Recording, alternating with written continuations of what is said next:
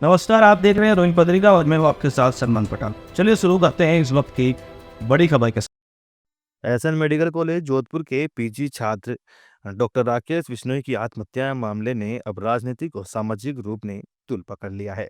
RLP supremo सांसद Hanuman Beniwal doctor Rakesh Bishnoi के परिजनों के साथ एसएमएस हॉस्पिटल के मोर्चरी के बाहर धरने में शामिल हो गए।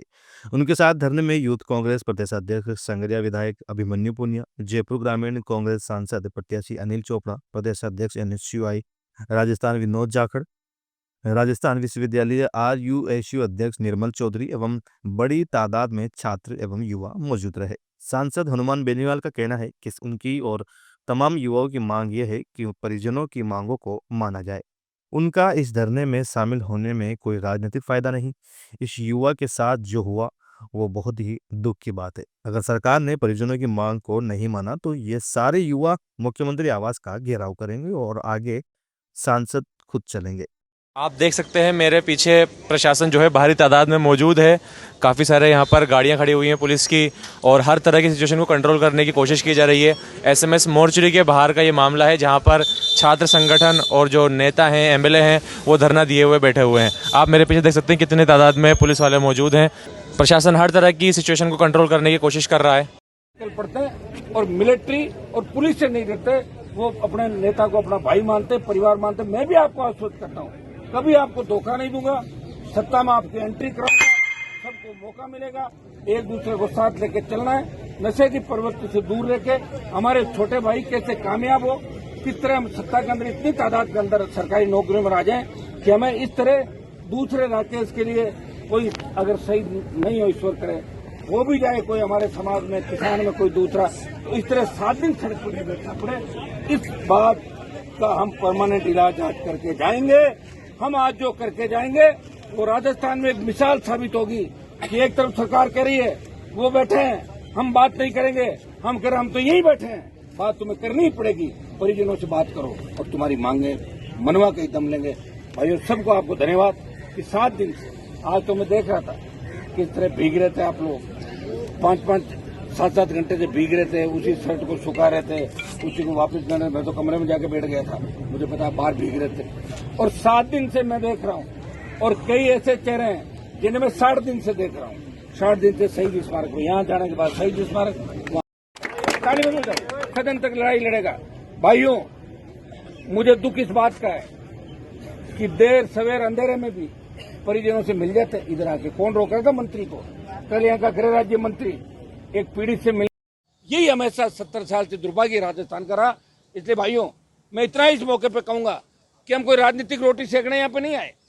पहले दिन जब राकेश के परिजनों ने मेरे से बात करी और वो घर आए, मैं कहीं बाहर था, 2 घंटे बाद मैं आ गया, मोर्चरी में मैं आया और जब उनके भाइयों से बात करी, मेरे बगल के ही, मेरे क्षेत्र के, मेड़ता क्षेत्र के हैं, मेरे बगल के पारिवारिक रूप से उनको जानता हूँ की कहानी है, ये तो आप जानते हो। लेकिन हम एक दूसरे के लिए बने राजस्थान के अंदर और एक दूसरे की मदद करेंगे। भाइयों, इतना ही विश्वास मैं आपको दिलाता हूं कि अगर परिवार संतुष्ट होकर वार्ता में आके कह दे कि हम संतुष्ट है, तो हमें कानून व्यवस्था नहीं बिगाड़नी।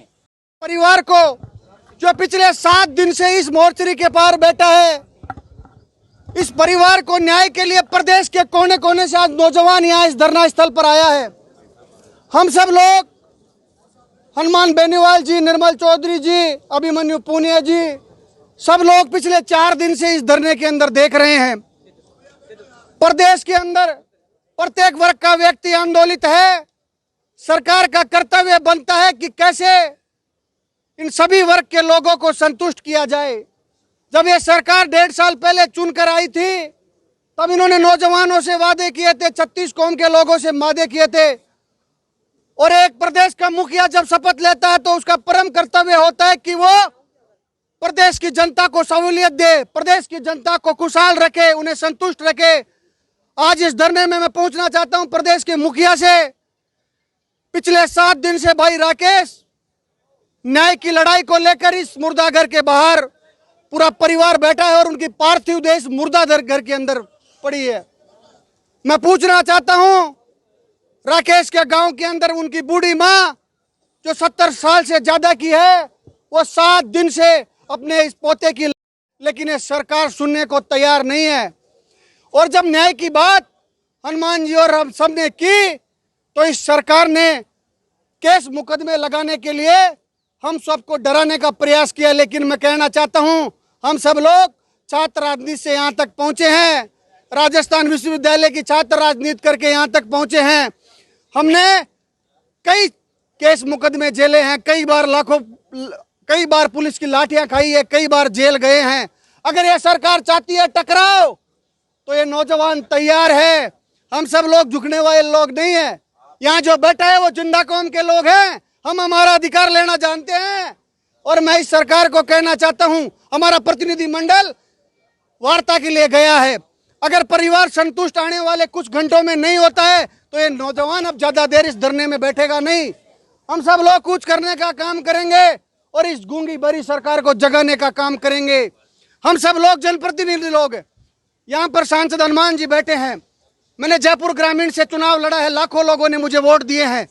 लेकिन सरकार ने जिस प्रकार जनप्रतिनिधियों से अभद्रता करने का प्रयास किया, पुलिस के अधिकारियों ने किया, उन अधिकारियों से भी कहना चाहता हूं, आपकी लाठी और गोली से डरने वाले लोग नहीं हैं। हम किसान परिवारों से आते हैं और किसान परिवार के बेटे की लाश अगर मुर्दाघर के अंदर पड़ी है तो हम न्याय लेना जानते हैं। कैसे हम हमारे हक और अधिकार की लड़ाई हमको लड़नी अच्छी तरह जानते हैं। हमारे परिवार के अंदर हमें हमारे परिवारों ने संघर्ष करना सिखाया है, कैसे परिवारों को न्याय देना। आज प्रदेश का नौजवान टकटकी लगाए हमारी ओर देख रहा है। अगर हम आज पीछे हो गए, अगर आप नौजवान पीछे हट गए तो कौन इन नौजवानों को, कौन इन परिवारों को न्याय देगा।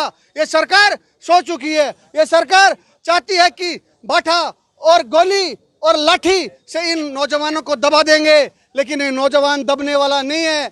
मैं तो आपके चैनल के माध्यम से और सोशल मीडिया के माध्यम से सरकार के मुखिया और उनके प्रतिनिधि मंडल, उनके कैबिनेट के साथियों से आग्रह करता हूं कि समय रह के, हाथ जोड़ के आग्रह करता हूं कि समय रहते चेत जाओ और इस परिवार को न्याय देने का काम करो। अगर इस परिवार को न्याय नहीं मिला तो ये नौजवान जो इस आंदोलन को अब एक जन आंदोलन का रूप ये धीरे धीरे आंदोलन लेता जा रहा है।